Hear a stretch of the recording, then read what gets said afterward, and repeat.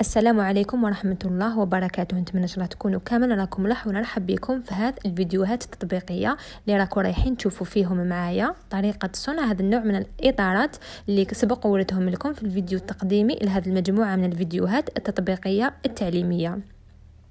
اول حاجه نقدر نقولها لكم على هذا اللي كادر هو طريقه تاعهم بزاف سهله، ماشي الطريقه اللي واعره وماشي الوسائل اللي تخدموا بهم ولا المواد اللي تحتاجوهم اللي غاليين ولا ما تقدروش عليهم، وانما الفكره في حد ذاتها. لو كان نتو تروحوا تخدموا هذا الكادر وحدكم بالك ما ديروش سوا كيما نديروا انا، بالك ديروه ما ديروش بطريقه كيما اللي راح نوريها لكم انا. وعلى هذا انا حابه نقول لكم بلي هذا دراهم اللي عطيتوهم اللي باش تتعلموا هذا النوع تاع الاطارات اللي نديرهم معنا، ما راكوش رايحين تشرو برك طريقه، راكم رايحين تشرو بها افكار. انا نفسي اللي راكم تشوفوني نخدم هذه الخدمه المتقونه في بدايه عملي بالبلاط ما كنت كامل نقدر ندير نوع كيما هذا تاع الاطارات. صح كنت نخدم في الست بزاف البلاط، في الست بزاف صبيغه، في الست بزاف واش يقولوا له البغيو، في الست بزاف حاجات باش نسيي ونتحصل على نتيجه تكون مرضيه كي يشوفها الزبون تاعك كل انسان اللي راه حاب يخدم عندك، تكون النتيجه تاعها شابه معناتها يقدر يشريها باش يهديها ولا يخدمها لواحد ما على باليش انا بالك يخدمها لروحه ولا يديرها هديه، معناتها تقنعه وتكون شابه كما يقولوا، تكون النتيجه تاعها متقانه. سورتو كيما على بالكم البلاط هو ارخص ماده. ايماجين نتوما بالكم البلاط شحال يدير الكيلو؟ يدير 3000 الكيلو.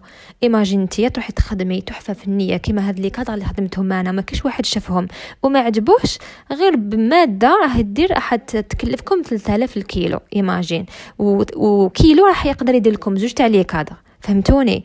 معناتها باش قدرت انا نتوصل هذه النتيجه تاع الكادر اللي راكم تشوفوه عندي ملي بديتهم هذا الاطارات برك ياخذ لي كادر منهم عندي 4 سنين وانا نسي ونجرب وما كنتش نخدمهم كامل شابين.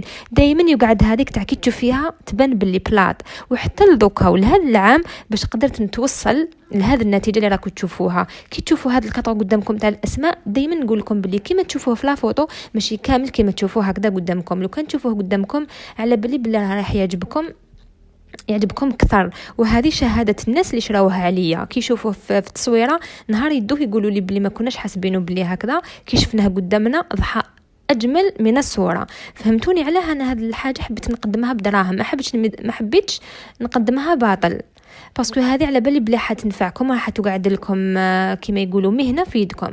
ودوك باش ما نطولش عليكم ما نهضروش بزاف، انا راح ندخل ديريكت في الطريقه. والفيديو هذا كامل انا راح نشرح برك في النقاط اللي تطلب الشرح، باسكو سيت الماكسيموم باش ندير لكم فيديو تفصيل كما يقولوا طريقه بالتفصيل الممل. كنت قادره ما نتحدثش كامل وكي تشوفوا غير طريقه راكم راح تفهموا، انا راني حابه نهضر باش نشرح لكم باش تفهموا مليح الحاجه اللي ما فهمتوهاش، باسكو على بالي واحد اللي يكون في بداياته حاجه نشوفها انا سهله ما هو تجي صعبه. فهمتوني؟ على هذه اللي يعني حابه نشرح ونوري لكم اي حاجه بالديتاي.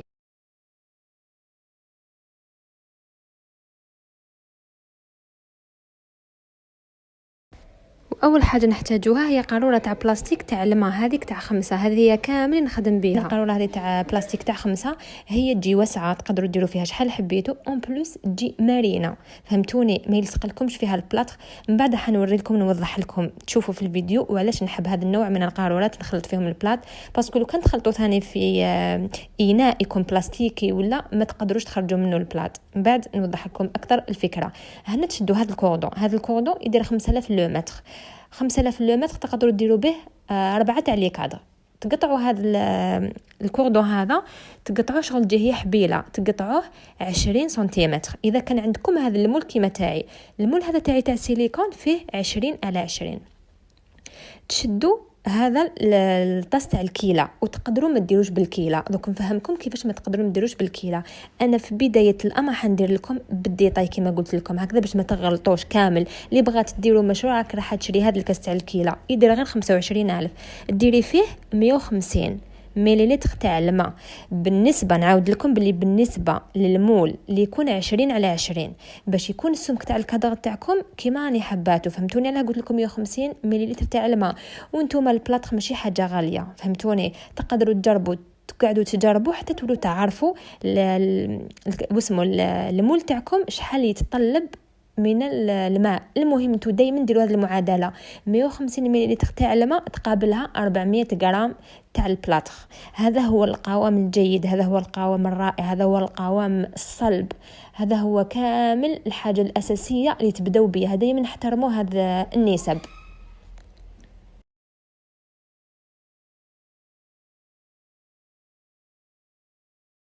وماشي كي قلت لكم 150 مليلتر تاع الماء قبلها 400 غرام تاع الجبس، لازم تقيدوا بها. تقدروا ديروا 150 مليلتر تاع الماء وتقابلها 350 تاع البلاطخ. كي تبداو تحبطوا البلاطخ تاعكم فوق الماء، تما تدخل هذيك الطريقه اللي نقولوا حنايا عينك هي ميزانك.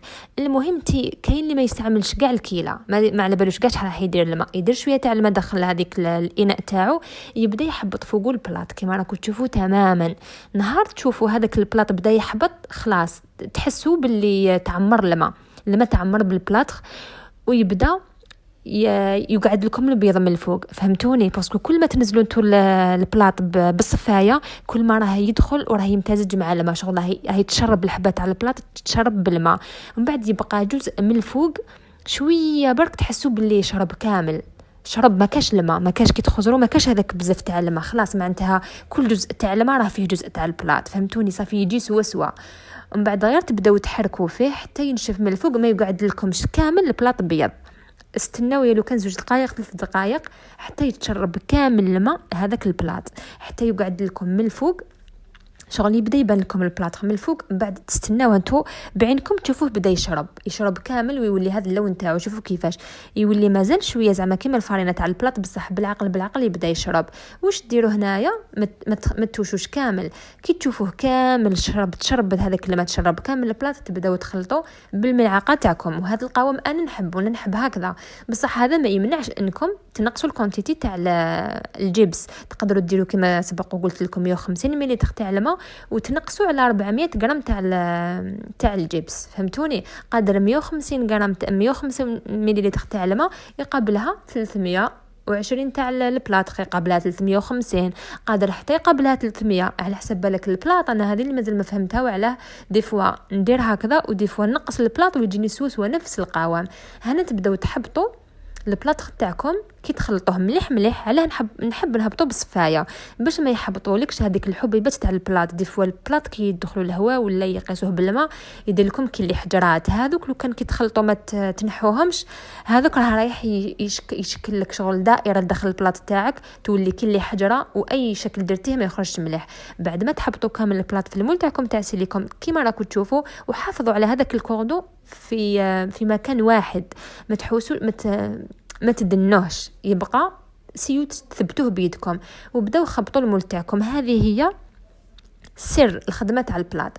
لازم تخبطوا المول تاعكم وتشدوا كوردون كيما تاعي، وتثقبوا كامل فقاعات تاع الهواء، باسكو لازم يدير لكم فقاعات تاع الهواء. وانا الطريقه اللي حنوريها لكم هي جميله، وعلاه ما القري زعما يخرجوا لك فقاعات تاع الهواء، بصح الكادر تاعك ما يخرج فيه حتى ديفو، باسكو من بعد راكم رايحين تشوفوا الديكور انا حنديروا له يغطي كامل لي ديفو تاعو.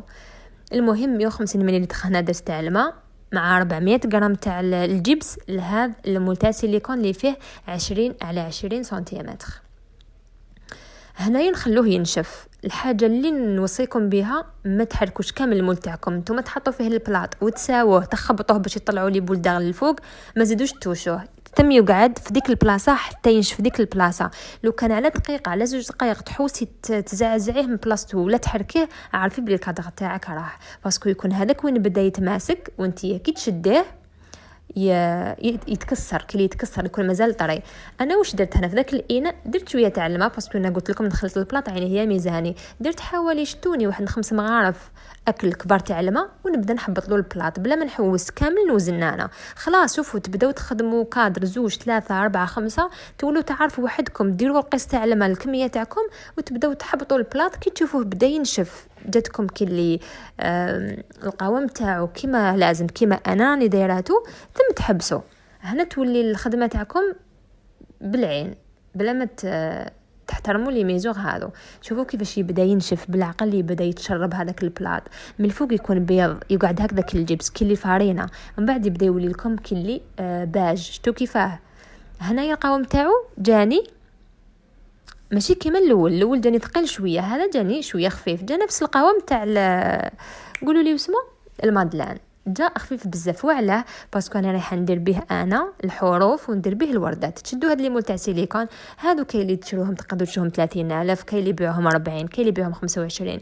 تلقاو كامل تاني لي فورم تاع الحروف، كاين اللي كيما هادو، كاين حروف حتى اللي شابين. كاين واحد اللي مول اللي يهبلوا يجوا حروف بهم شابين يديروا 60,000 تاع السيليكون. هذاك المليح هادو هما ارخص نوع. انا كنت شريتهم قبل، شريتهم 35,000 ذاك الوقت، مي دوكا الله اعلم شحال ولاو يديروا. نحبط البلاطخ تاعي كي مزجته بالماء فوق المول تاع السيليكون، ونبدا بالموس ولا باي لوحه خشبيه ولا واش كان عندي، نبدا نمشي كامل داك البلاطخ وندخلو كامل لداخل الحروف. الحاجه هنايا اللي ديفو اللي ممكن يصراو لكم واش نهم هنايا، هو انه الحروف تاعكم يخرج لكم ثقوبين. وعلاش يخرج لكم ثقوبين؟ باسكو كي تحطوا البلاط تاعكم ديريكت من الفوق راه رايح يجمع لكم الهواء في داخل الارقام. كي تجمع لكم الهواء البلاط يجي من الفوق، من بعد يخرج لكم كامل ثقابين بعد ما ينشف. هنا باش تيفيتوا هذا البروبليم تخبطوا، لازم شوفي المول اللي درتوه ديروا تاع بلاستيك، ديروا تاع السيليكون. المول اللي درتوه اصلا تاع بلاستيك ما تقدروش ديروا فيهم البلاط باسكو ينشف الداخل ما يخرجش، فهمتوني؟ غير اذا كانت حاجه بلا كيما راكم راح تشوفوا في الفيديو على ما اظن ثاني ولا ثالث. سيو دخلوا كامل البلاط داخل الحروف بالموس تاعكم، سيو تصيروا على البلاط باش يدخل في الحروف. وهذيك العمليه تاع تشدوا المول تاعكم طلعوه وتخبطوه في البلون دو طرافاي تاعكم، هذيك هي اللي طلع الفقاعات تاع الهواء وتمنع باش يخرج لكم الحروف تاعكم مثقوبين. وانا علاش نزير بالموس؟ كي تزيري معناتها راكي تدخلي هذاك البلاط حتى في الزوايا اللي تكون ضيقه من الحروف. هنا تضمني باللي الحروف تاعك راهم راح يخرجوا ملاح وما يخرج فيهم حتى ثقوب. وانايا وشوفوا شحال عندي من الخبره، مي دي فوا تصرالي ويخرجوا لي بعض الحروف يكونوا فيهم ثقبات، بصح انا هنايا ما تغاضيتش على هذاك المشكل. انا وريت لكم حرف جاني مثقوب باش نوري لكم كيفاش تعاودوا تصححوا ذاك العيب، فهمتوني؟ انا الحاجه اللي وريتها لكم هنا في الفيديو بعيب انا ما نخدمهاش هكذاك. انا يا دي فوا تصرالي مي كنت قادره ما نوريها لكمش، وباسكو انا ما نطيحش فيه بزاف ذاك الغلط. انا علاه نوري لكم الغلط هنا باش نوري لكم الطريقه كيفاش تتعاملوا معه وكيفاش تصحوه. شوفوا هنا ندخل كامل هذاك البلاط تاعي داخل المول، نوزعو كامل شوفوا شتو ديك ثقبه هذيك، ثم لو كان ما شفتهاش دوكا خلاص يخرج لي هذاك الحرف فيه ديك ثقبه. شوفوا لك زاد بانت لي ثقبه واحده اخرى، دي فوا ما يبانش من الفوق يكون بلاط، من تحت راهي فيها الفيد، راه فيها الهواء وانا ما تنتبهت لهاش. على هذه نخبط المول اشاك فوا تخبطوا المول كي يكون بلاط بيان سور شامخ، كي تكونوا هذاك وين درتوه في المول تاعكم. نورمالمون راه الفيديو راه واضح، سيت نديرو كيما يقولوا هذا واش قدرت ندير باش يبان لكم، باش الطريقه توضح معاكم كيما يقولوا بطريقه دقيقه باش تشوفوا كل حاجه قدامكم. شوفوا شحال حاجه باش تجي متقونه لازم تتعبوا عليها.